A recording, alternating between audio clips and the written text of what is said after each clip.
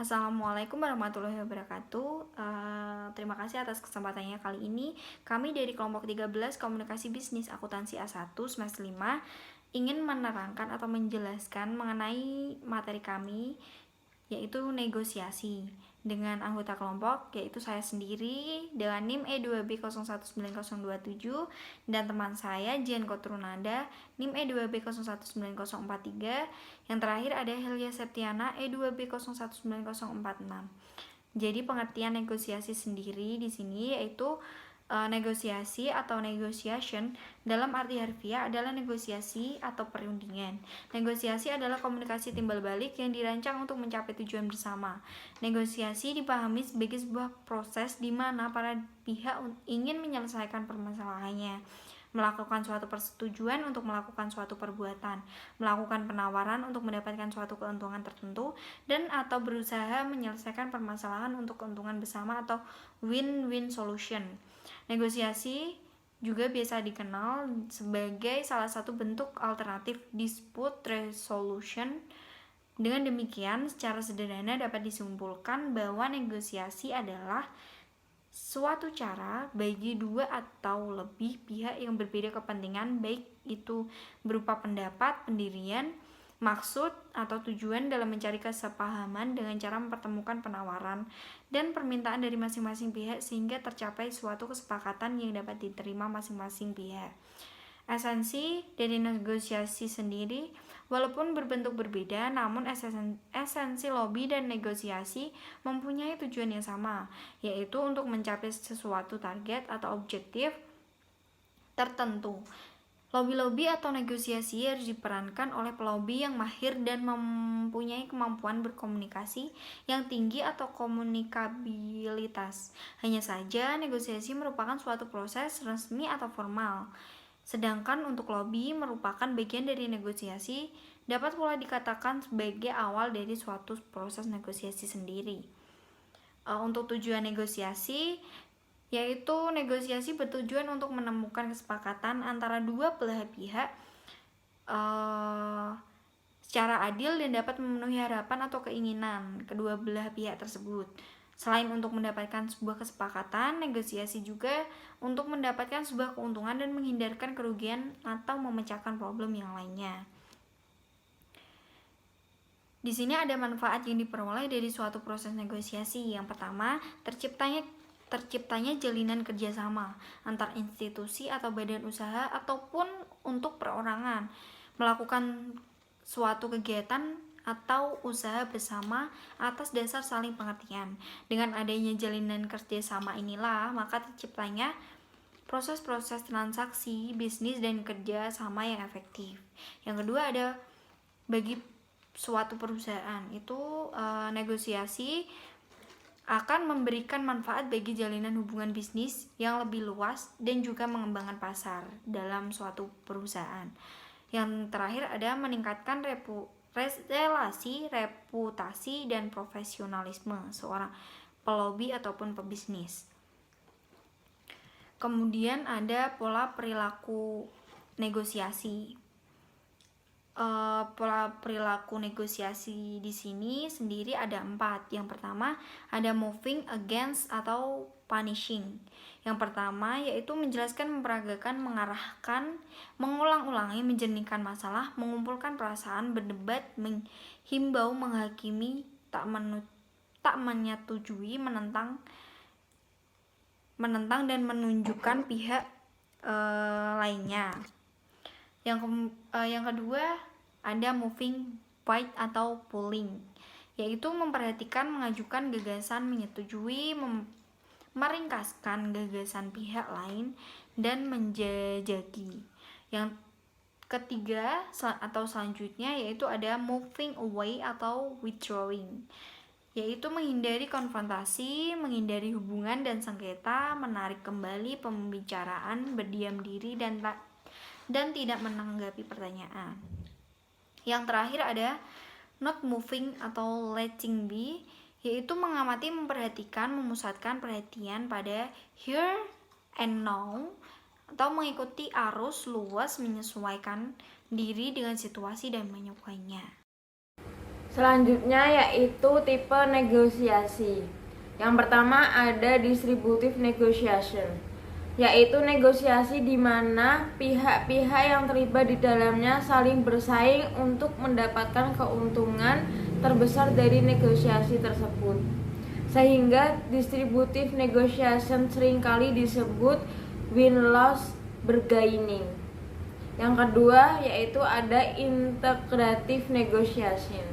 Dalam integrative negotiation, pihak-pihak yang terlibat dalam negosiasi memilih jalur kooperatif guna mencapai keuntungan maksimal yang mungkin dapat dicapai kedua belah pihak. Mereka memilih saling menuangkan keinginan mereka dalam suatu perjanjian bersama yang saling menguntungkan, serta berusaha untuk saling berbagi keuntungan dari negosiasi tersebut. Selanjutnya ada taktik atau cara negosiasi. Yang pertama ada membuat agenda. Taktik ini harus digunakan dalam memberikan waktu kepada pihak-pihak yang berselisih setiap masalah yang ada secara berurutan dan mendorong mereka untuk mencapai kesepakatan atau keseluruhan paket perundingan. Yang kedua ada bluffing. Taktik klasik yang sering digunakan oleh para negosiator yang bertujuan untuk mengelabui lawan berundingnya dengan cara membuat distorsi kenyataan yang ada dan membangun suatu gambaran yang tidak benar. Yang ketiga ada membuat tenggang waktu atau deadline. Taktik ini digunakan bila salah satu pihak yang berunding ingin mempercepat penyelesaian proses perundingan dengan cara memberikan tenggang waktu kepada lawan untuk segera mengambil keputusan. Yang keempat ada good guy bad guy. Taktik ini digunakan dengan cara menciptakan tokoh jahat dan baik pada salah satu pihak yang berunding. Tokoh jahat ini berfungsi untuk menekan pihak lawan sehingga pandangan-pandangannya selalu ditentang oleh pihak lawannya. Sedangkan tokoh baik ini yang akan menjadi pihak yang dihormati oleh pihak lawannya karena kebaikannya. Sehingga pendapat-pendapat yang dikemukakan untuk menetralisir pendapat tokoh jahat sehingga dapat diterima oleh lawan berundingnya. Yang kelima ada the art of concession. Taktik ini diterapkan dengan cara selalu meminta konsesi dari lawan berunding atas setiap permintaan pihak lawan berunding yang akan dipenuhi. Yang terakhir, intimidasi. Taktik ini digunakan bisa salah satu pihak membuat ancaman kepada lawan berundingnya agar menerima penawaran yang ada dan menekankan konsekuensinya yang akan diterima bila tawaran ternyata ditolak. Selanjutnya ada teknik komunikasi dalam negosiasi. Fact finding atau mencari mengumpulkan fakta, data yang berhubungan dengan kegiatan bisnis lawan sebelum melakukan negosiasi. Planning atau rencana. Sebelum bernegosiasi atau berbicara, susunlah dalam garis besar pesan yang hendak disampaikan. Berdasarkan kerangka topik yang hendak dibicarakan, rincilah hasil yang diharapkan akan teraih. Berdasarkan pengenalan Anda terhadap lawan tersebut, perkirakan atau bayangkan kemungkinan reaksi penerima pesan atau lawan berbicara terhadap apa yang Anda katakan. Penyampaian. Lakukan negosiasi atau sampaikan pesan dalam bahasa lawan atau si penerima. Usahakan gunakan istilah khas yang bisa dipakai oleh lawan negosiasi kita. Pilihlah kata-kata yang mencerminkan citra yang spesifik dan nyata. Hindari timbulnya makna ganda terhadap kata yang disampaikan. Umpan balik negosiator harus menguasai bahasa tubuh pihak lawan, dengarkan baik-baik reaksi lawan bicara, amati isyarat perilaku mereka seperti angkat bahu, geleng-geleng kepala, mencibir, mengangguk setuju. Umpan balik dapat untuk mengetahui samakah makna yang disampaikan dengan yang ditangkap lawan negosiasi bisnis kita. Evaluasi perlu untuk menilai apakah tujuan berkomunikasi atau negosiasi sudah tercapai, apakah perlu diadakan lagi atau perlu menggunakan cara-cara untuk mencapai hasil yang lebih baik. Selanjutnya, keterampilan bernegosiasi. Yang pertama, persiapan. Persiapan yang baik sangat diperlukan agar negosiasi bisa sukses dilaksanakan. Yang kedua, memulai negosiasi. Ada beberapa hal yang perlu diperhatikan ketika memulai negosiasi, seperti memilih waktu yang tepat, tempat tepat, suasana yang positif, dan berkomunikasi secara efektif. Yang ketiga, strategi dan teknik. Baik strategi dan teknik menuntut keterampilan. Jika negosiator terampil, maka bisa dipastikan saat bernegosiasi mereka akan sukses. Yang keempat, kompromi. Kompromi merupakan salah satu upaya menuju pencapaian kesepakatan kedua belah pihak dalam bernegosiasi. Yang kelima, menghindari kesalahan taktis. Hal yang harus dihindari antara lain seperti mengajukan permintaan awal yang tidak logis, melakukan negosiasi yang terlalu cepat, dan menghargai tawaran yang tidak masuk akal. Selanjutnya, proses negosiasi. Tahap implementasi, tahapan penerapan atau tindakan yang diperlukan agar mencapai sukses dalam bernegosiasi. Implementasi memiliki komponen penting antara lain taktik negosiasi, keterampilan negosiasi, dan perilaku negosiasi. Yang pertama ada tahap perencanaan. Perencanaan negosiasi membutuhkan tugas utama, yaitu merencanakan sasaran negosiasi, memutuskan strategi, dan memperjelas proses negosiasi. Yang selanjutnya, tahap peninjauan negosiasi. Tahap setelah berlangsungnya suatu proses negosiasi, tahapan ini memiliki arti yang sangat penting bagi seseorang negosiator dalam meninjau apa yang sudah dilakukannya selama bernegosiasi. Selanjutnya ada tahap perencanaan. Yang pertama, sasaran negosiasi. Sasaran negosiasi adalah apa hasil yang diharapkan dalam bernegosiasi. Hal ini merupakan salah satu alasan utama mengapa seseorang bernegosiasi. Penentuan sasaran atau target dalam bernegosiasi sangatlah penting sebagai arahan atau petunjuk dalam bernegosiasi. Ada dua jenis sasaran dalam bernegosiasi, yaitu sasaran ideal dan sasaran dasar atau batas minimal yang dapat dicapai. Kedua, strategi negosiasi. Komponen kedua adalah strategi negosiasi yang merupakan cara atau teknik untuk mencapai tujuan bernegosiasi. Untuk mencapai kesepakatan kedua belah pihak memang diperlukan strategi yang tepat.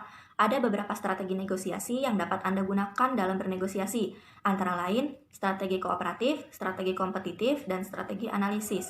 Ketiga, proses negosiasi. Komponen ketiga adalah proses negosiasi. Sebelum mencapai tujuan yang Anda tentukan sebelumnya, perlu diketahui bahwa dalam bernegosiasi sangat diperlukan yang namanya proses negosiasi yang melibatkan kedua belah pihak. Proses negosiasi merupakan suatu proses tawar-menawar yang diharapkan mampu menghasilkan suatu kesepakatan di kedua belah pihak yang saling menguntungkan. Selanjutnya membahas tentang strategi negosiasi. Strategi pertama adalah strategi kooperatif, yaitu sasarannya mencapai kesepakatan kedua belah pihak, memakai semboyan win-win solution, mempercayai pihak lawan, kemudian melakukan kompromi jika diperlukan, dan timbal balik.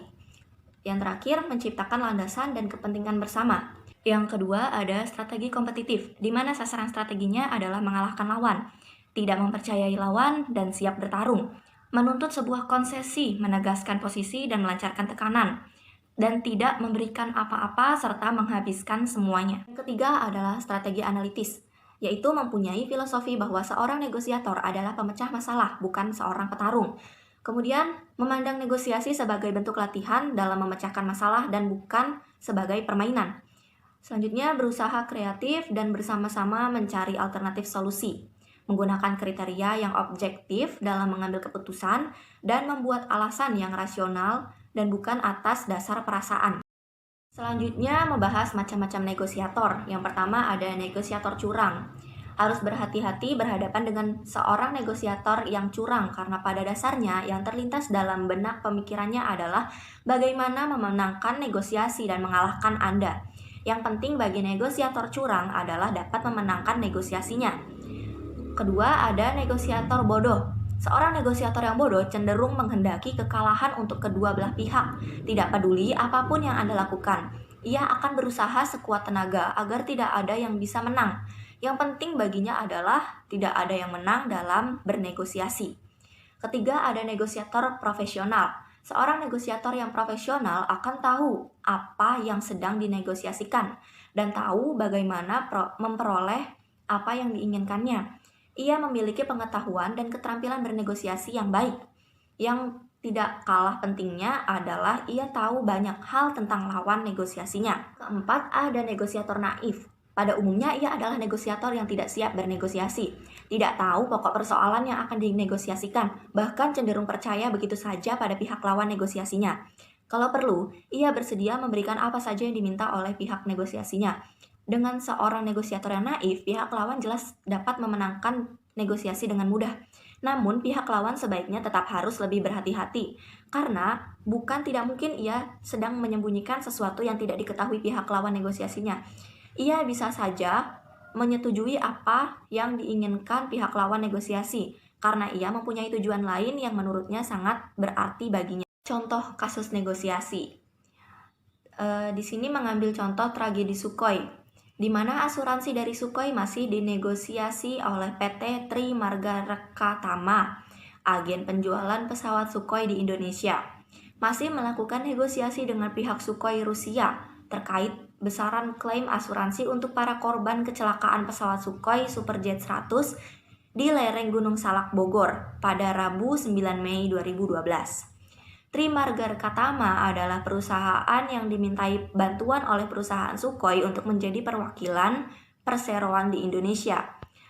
Pemerintah sebelumnya berharap dalam pemberian asuransi kepada ahli waris korban dapat mengacu pada PM nomor 77/2001 tentang tanggung jawab pengangkut, yaitu ganti rugi korban meninggal dunia pesawat udara sebesar 1,25 miliar per penumpang.